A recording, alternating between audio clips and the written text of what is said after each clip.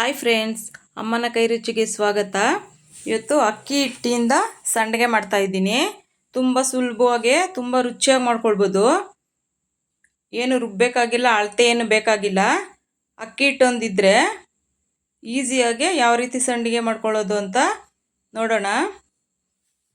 ನಮ್ಗೆ ಯಾವ ಶೇಪಲ್ಲಿ ಬೇಕಾದ್ರೂ ಸಂಡಿಗೆ ಮಾಡ್ಕೊಳ್ಬೋದು. ತುಂಬ ರುಚಿಯಾಗಿರುತ್ತೆ.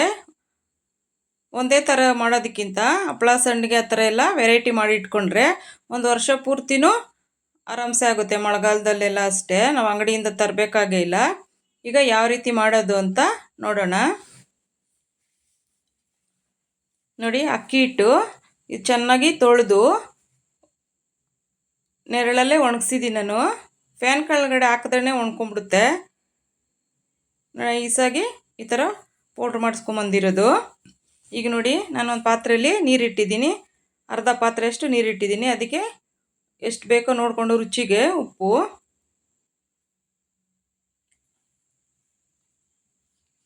ಈಗ 1 ಸ್ಪೂನಷ್ಟು ಜೀರಿಗೆ,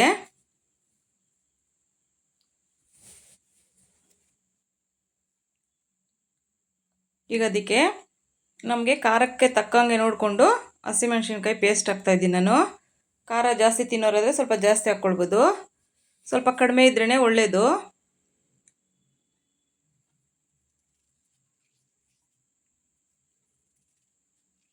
ನಾವು ಯಾವ ಥರ ಖಾರ ತಿಂತೀವಿ ಅದ್ರ ಮೇಲೆ ಹಾಕ್ಕೊಳ್ಬೋದು. ನೋಡಿ, ಕರಿಬೇವು ಸಣ್ಣದಾಗಿ ಕಟ್ ಮಾಡಿರೋಂಥ ಕರಿಬೇವು ತುಂಬ ಹೆಚ್ಚಿಗೆ ಹಾಕಿದ್ರೂ ರುಚಿ ಚೆನ್ನಾಗಿ ಬರುತ್ತೆ.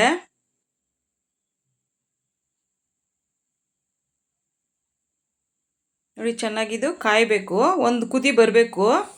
ಅದು ಹಸಿಮೆಣ್ಸಿನ್ಕಾಯಲ್ಲಿ ಹಾಕಿರೋದ್ರಿಂದ ಸ್ವಲ್ಪ ಹಸಿ ವಾಸನೆ ಎಲ್ಲ ಇದಾಗಬೇಕು. ನೋಡಿ, ಕುದಿ ಬರ್ತಾ ಇದೆ. ಒಂದು ಕುದಿ ಬಂದರೆ ಸರಿಯಾಗುತ್ತೆ. ಇದಕ್ಕೇನು ಅಳತೆ ಏನು ಬೇಕಾಗಲ್ಲ. ಒಂದೊಂದು ಹಿಟ್ಟು ಜಾಸ್ತಿ ತಗೊಳುತ್ತೆ, ಒಂದು ಸ್ವಲ್ಪ ಕಡಿಮೆನೇ ತಗೊಳುತ್ತೆ. ಅದರಿಂದ ಹದವಾಗಿ ನೋಡಿಕೊಂಡು ಹಾಕ್ಕೊಂಡ್ರೆ ಸರೋಗುತ್ತೆ. ಇಷ್ಟೇ ಲೋಟ ನೀರು ಅಂತೇನು ಅಳತೆ ಏನು ಬೇಡ. ನೋಡಿ, ಈಗ ನಾನು ಅಕ್ಕಿ ಹಿಟ್ಟು ಹಾಕ್ತಾಯಿದ್ದೀನಿ. ಕಲಸಬಾರ್ದು, ಒಂದೇ ಸರಿ ಹಿಟ್ಟು ಹಾಕ್ಕೊಳ್ಬೇಕು.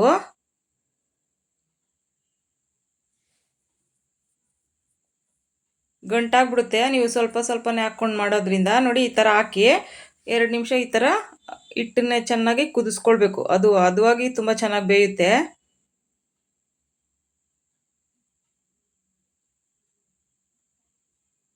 ಈಗ ಇದನ್ನು ನಾವು ಮುದ್ದೆ ಮಾಡೋ ಕೋಲ್ ತೊಗೊಂಡು ನೋಡಿ ಈ ಥರ ಮಿಕ್ಸ್ ಮಾಡ್ಕೊಳ್ಬೇಕು. ಗಂಟಿಲ್ದಂಗೆ ನೀಟಾಗಿ ಮಿಕ್ಸ್ ಮಾಡ್ಕೊಳ್ಬೇಕು. ಸ್ವಲ್ಪ ಏನಾದರೂ ತೆಳುವಾಯ್ತು ಅಂದರೆ ಸ್ವಲ್ಪ ಹಿಟ್ಟು ಹಾಕ್ಕೊಂಡ್ರೆ ಸರೋಗುತ್ತೆ. ಒಟ್ಟಿಗೆ ಹಿಟ್ಟು ಹಾಕೋದೇನು ಬೇಡ, ತುಂಬ ಗಟ್ಟಿಯಾಗುತ್ತೆ. ತೆಳು ಇದ್ದರೆ ಸ್ವಲ್ಪ ಹಾಕ್ಕೊಂಡ್ರೆ ಸರೋಗುತ್ತೆ. ನೋಡಿ, ನಾನು ಹಾಕಿರೋದು ಕರೆಕ್ಟಾಗಿದೆ. ಅದಿನ್ನೂ ಬೇಯಬೇಕಾದ್ರೆ ಸ್ವಲ್ಪ ಹಿಟ್ಟು ಗಟ್ಟಿ ಬರುತ್ತೆ. ನೋಡಿ, ಗಟ್ಟಿ ಬಂದಿದೆ ನೋಡಿ. ಈಗ ಇದನ್ನು ತಟ್ಟೆ ಮುಚ್ಚಿ 2 ರಿಂದ 3 ನಿಮಿಷ ಬಿಡಬೇಕು. ಸ್ವಲ್ಪ ಲೋ ಫ್ಲೇಮಲ್ಲಿ ಇಟ್ಕೊಂಡು ಅದು ಹದವಾಗಿ ಚೆನ್ನಾಗಿ ಬೇಯುತ್ತೆ. ಹಿಟ್ಟು ಬೆಂದಷ್ಟು ಸಂಡಿಗೆ ತುಂಬ ಚೆನ್ನಾಗಿ ಬರುತ್ತೆ. ನೋಡಿ, ನಾನು 2 ರಿಂದ 3 ನಿಮಿಷ ಬಿಟ್ಟೆ. ಈಗ ಅದನ್ನು ಚೆನ್ನಾಗಿ ನಾದ್ಕೊಳ್ಬೇಕು. ಒಂಚೂರು ಗಂಟಿಲ್ದಂಗೆ ನಾವು ಸೇಮ್ ಮುದ್ದೆ ಯಾವ ಥರ ನಾದ್ತೀವಿ ಆ ಥರ ನಾದ್ಕೊಳ್ಬೇಕು.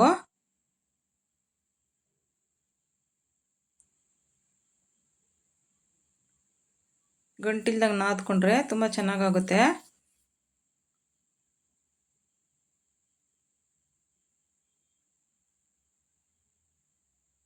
ನಾವೆಷ್ಟು ಬೇಯಿಸ್ತೀವೋ ಅಷ್ಟೇ ಚೆನ್ನಾಗಿ ಬರುತ್ತೆ ಸಂಡಿಗೆ.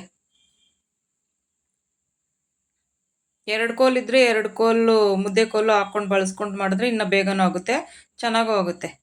ನೋಡಿ, ಈ ಥರ ಒಂದು ಸರಿ ನಾದ ನಂತರ ಈಗ ಸ್ವಲ್ಪ ಲೋ ಫ್ಲೇಮಲ್ಲಿ ಇಟ್ಬಿಟ್ಟು ತಟ್ಟೆ ಮುಚ್ಚಿ ಒಂದು 5 ನಿಮಿಷ ಬಿಡಬೇಕು. ಆವಾಗ ಹಬ್ಬೆಗೆ ಚೆನ್ನಾಗಿ ಬೇಯುತ್ತೆ ಅದು. ನೋಡಿ, ಆಗಿದೆ.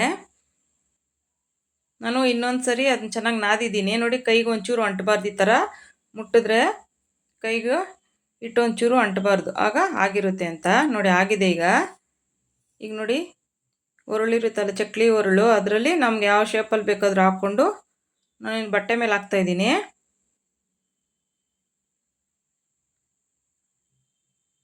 ಯಾವ ಥರ ಶೇಪಲ್ಲಿ ಬೇಕಾದ್ರೂ ಹಾಕ್ಕೊಳ್ಬೋದು. ನೋಡಿ ನಾನು ಈ ಥರ ಶೇಪ್ ಹಾಕ್ತಾಯಿದ್ದೀನಿ. ಬೇಗ ನಾರುತ್ತೆ. ಅವರೊಳಲ್ಲಿ ಎಷ್ಟು ಥರ ಇರುತ್ತೋ ಅಷ್ಟು ಥರನೂ ಹಾಕ್ಕೊಳ್ಬೋದು.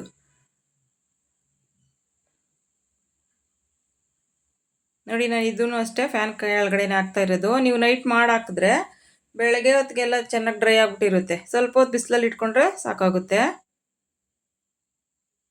ಮಕ್ಕಳಿಗೆಲ್ಲ ಈ ಥರ ಮಾಡಿದ್ರೆ ತಿನ್ನೋಕ್ಕೆ ಇಷ್ಟಪಟ್ಟು ತಿಂತಾರೆ, ಚಿಕ್ಕ ಮಕ್ಕಳಿರೋರಿಗೆಲ್ಲ. ಊಟದ ಜೊತೆ ನೆಂಚ್ಕೊಳಕ್ಕಂತೂ ತುಂಬಾ ಚೆನ್ನಾಗಿರುತ್ತೆ. ನೋಡಿ ನಾನು ಬೇರೆ ಇದು ಹಾಕಿದ್ದೀನಿ. ಈ ಥರ ಮಾಡೋದ್ರಿಂದ ಗಟ್ಟಿ ಇರುತ್ತೆ, ಬೇಗನೆ ಆರೋಗ್ಬಿಡುತ್ತೆ. ನೋಡಿ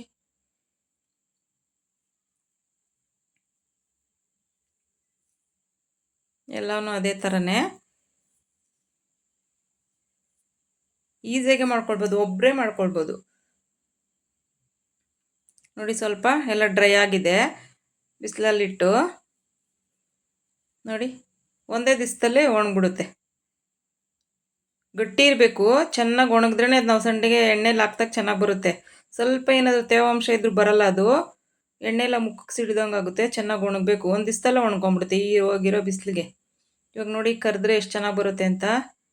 ನೋಡಿ ಸ್ಟವ್ ಮೇಲೆ ಎಣ್ಣೆ ಇಟ್ಕೊಂಡು ಒಂದು ಬಾಣಲಿಲಿ ಇದು ಉದ್ದ ಇರೋದ್ರಿಂದ ಸ್ವಲ್ಪ ಕಟ್ ಮಾಡಿ ಹಾಕ್ಬೇಕಾಗುತ್ತೆ.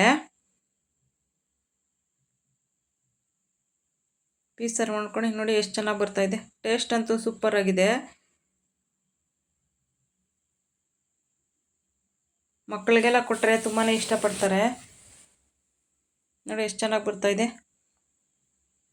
ಸ್ವಲ್ಪ ಚಿಕ್ಕ ಸೈಜಲ್ಲಿ ಈ ಥರ ಕಟ್ ಮಾಡ್ಕೊಂಡು ಹಾಕ್ಕೊಂಡ್ರೆ ಒಂದ್ಸರಿ ಎಣ್ಣೆ ಕಾದ ನಂತರ ಸ್ವಲ್ಪ ಲೋ ಫ್ಲೇಮಲ್ಲಿ ಇಟ್ಕೊಂಡ್ರೆ ಅದುವಾಗಿ ಚೆನ್ನಾಗಾಗುತ್ತೆ. ಇಲ್ಲಾಂದರೆ ಮೇಲೆ ಕಪ್ಪಾದಂಗೆ ಆಗುತ್ತೆ, ಒಳಗಡೆ ಎಲ್ಲ ಗಟ್ಟಿನೇ ಇರುತ್ತೆ. ಸ್ವಲ್ಪ ನಿಧಾನಕ್ಕೆ ನೋಡಿ ಈ ಕಲರ್ ಬಂದರೆ ಚೆನ್ನಾಗಾಗಿರುತ್ತೆ.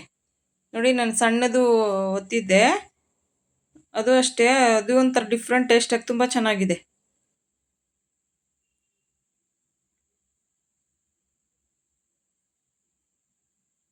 ನೋಡಿ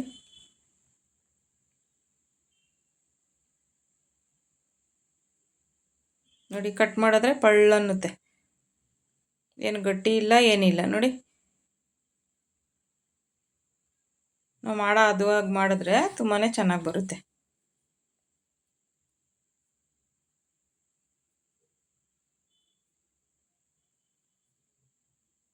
ಈ ಥರ ಡಿಸೈನಲ್ಲಿ ಮಾಡಿದ್ರೆ ಬೇಗನೂ ಒಣಗುತ್ತೆ. ನೋಡಿ ಇದು ಸಣ್ಣದು, ಅದು ಅಷ್ಟೇ ಟೇಸ್ಟ್ ಡಿಫ್ರೆಂಟಾಗಿ ತುಂಬ ಚೆನ್ನಾಗಿದೆ. Thank you friends.